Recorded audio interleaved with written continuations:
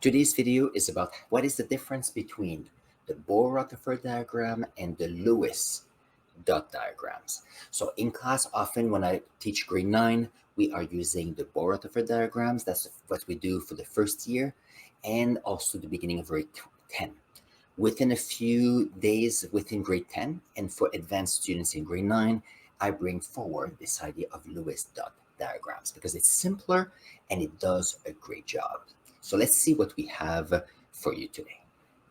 If you're new to our channel today, don't forget to subscribe to our channel. I have new videos weekly about science topics from my students in my classroom or from the audience like you. So don't hesitate to put any clarification questions or more questions in the comments below because I'm here for you. The first thing we're going to do today is review what is a Bohr-Rutherford diagram. So I'm going to do a Bohr-Rutherford diagram for sodium and then for oxygen. So let's see. And by the way, I'm going to put a card. I'm going to see if I can put a card here on how to draw a whole video on how to draw a Bohr-Rutherford diagram. I should be able to find that on the channel. So if I have sodium here with an atomic number of 11 and atomic mass of 23, the atomic number tells us that we have 11 protons. If we have 11 protons, we also have 11 electrons. And to know how many neutrons we have, we do the atomic mass 23 minus the atomic number 11, and we have 12 neutrons. This is all the information we need to start our Bohr-Rutherford diagram. So we have here our nucleus. We write down that we have 11 protons, and we write down that we have 12 neutrons. Now, when we do the Bohr-Rutherford diagram, we know that only 2 electrons can go on the first the first shell here or energy level around the atom. So here we have 1 electron and a second right here. Then if we have more than 2, we have to have another layer here where we can put electrons. Interestingly enough, for the second layer, we can put a maximum of 8 electrons. So we have 1, 2, 3, 4, and 5, 6, 7, and 8, plus the 2 here, that's a total of 10. Now, I have here 11 electrons, and since I have a maximum of 8 electrons on that shell, then I end up with here the outer shell, which is called the valence shell, with 1 electron here, 1 electron, and that one is called a valence electron. How many valence electrons do we have? We have 1. Now, interestingly enough, here we have this 1 electron. Let's see if we can have a look at oxygen here. Oxygen, we have the information from the periodic table. It goes like this. Atomic number is 8. We have 8 protons. If we have 8 protons, we have also 8 electrons because they're equal in numbers. And then we look at the atomic mass, which is 16, minus the atomic number 8. 16 minus 8 gives us 8 neutrons. So here we have 8 neutrons as well. So we have all the information here to start a Bohr-Rutherford diagram, and it goes like this. We have 8 protons here. We also have 8 neutrons. Because we have 8 protons, we need to put 8 electrons, 2 on the outer layer. We have more, so 1, 2, 3, and 4, 5, and 6. 6 plus 2 gives us 8 electrons. We have here a valence shell, which is the outer shell, with how many valence electrons? We have 1, 2, 3, 4, 5, and 6 valence electrons. So let's see if I can write here some of the vocabulary words we've talked about so far. As we learn a new concept, vocabulary is very important. So here we have the word protons, electrons, and neutrons. We also had the idea that we have our Bohr-Rutherford diagram when we put our electrons with 2 electrons on the first layer and up to 8 electrons on the second layer here, but here we have 6 because 6 plus 2 gives us how many electrons we need. This shell here, this energy level where we have electrons, are called valence shells. So in the valence shells, we have valence electrons. So on the valence shell here, we have 1, 2, 3, 4, 5, and 6 valence electrons. And here for the sodium, on the valence shell, we have only 1 valence electrons. So here we've talked about the Bohr-Rutherford diagrams. Now that we've reviewed the Bohr-Rutherford diagrams, let's see if we can go to the Lewis dot diagrams. The Lewis dot diagrams is to take the information we have here and see what's the most important. When we are doing ionic compounds, for example, with a metal and a non-metal, the valence shell that is important is always the outer one, hence the valence shell.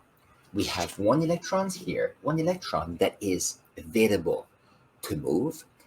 So that means that these electrons here, even though they're important, they're not important in creating a new molecule or a compound. And also, these are not as important. They are present, but only the valence electrons on the valence shell are important. So here we have that 1 electron. So is there a way for us to mention that there's a 1 electron available in creating a compound without having to draw the Bohr-Rutherford diagram at the same time? So the trick that we have a scientist called Lewis. He said, okay, Bohr-Rutherford diagrams are great. Let's see if we can simplify this. We know that we have sodium. So his idea here is we have sodium like this. Now we know that there's 1 electrons on the valence shell. So what he said is that how about we put 1 dot like this, and gives us the information, the following information. We have the sodium, which gives us the element. We also have here 1 dot that represents how many electrons are available to create a compound. The beautiful aspect of a Bohr-Rutherford diagrams, it tells us how many protons, where are all the electrons, and how many neutrons there are. For the Lewis dot diagram, there are 2 things only: the element symbol and how many electrons available. So this is a Lewis dot diagram. We've got dots here. What can we do here with the oxygen? For the oxygen, if you look for this one, if we are to create a compound with this one, we know that the first 2 electrons are not as important because only the electrons on the valence shell are important, and we've got 6. What is interesting is that in order for the oxygen to be happy, it wants as many protons as electrons, but also it's trying to figure out how can we complete our valence shell. So here the number of available electrons help us to know how many electrons we could be using or receiving to be able to do a compound. So here the most important part are those 6 electrons here. So let's see if we can do a Lewis dot diagram from oxygen. And I'm going to erase this part right here. So we have oxygen, which is a symbol, and we want to create, we want to have our 6 electrons. So what will happen? We're going to do something like this. Electrons are outside as pairs. I'm going to put 1 here and 1 there. So here we have the element symbol, which is oxygen, and how many electrons we have on the valence shell. Interestingly enough, this works well for the first 20 elements.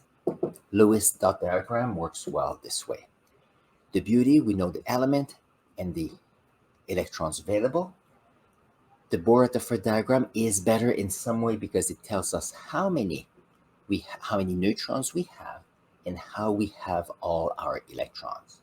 However, this is great when we want to put molecules together. So let's see if I can show you a few examples. So here, if I have one atom of sodium with 1 valence electron and one atom of oxygen with 6 valence electrons, interestingly enough, this one here would love to have an electron, and this one would love to have an electron as well. So here, in order to figure out how we can have a compound, and here an ionic compound with a metal and a non-metal, what will happen is that we will have an oxygen atom that will play with two sodium atom, each with an electron. So what will happen here is that we have the oxygen that will be happy with 2 electrons, and that gives us a chance to notice that oxygen here will become here an ion, a negative ion. That will be oxygen 2 minus. A negative ion is called an anion. And since the oxygen is attracting quite a bit the electron of the sodium, we will end up with the sodium ion 1 plus like this. A positive ion is also called a cation. So the beauty of this, so we have this and we have that. That gives us a molecule using the Lewis dot diagram where we can see nicely where the electrons are. I'll give you a few other examples. So if you have methane, see. Methane is like this. It has 1 carbon. The carbon has 4 valence electrons, and it will go with hydrogen. And there's 4 of them. Each of the hydrogen will share 1 electron, like this. So what will happen? We have here a new molecule where the carbon has, if you look here, 8 electrons that are now in the valence shell.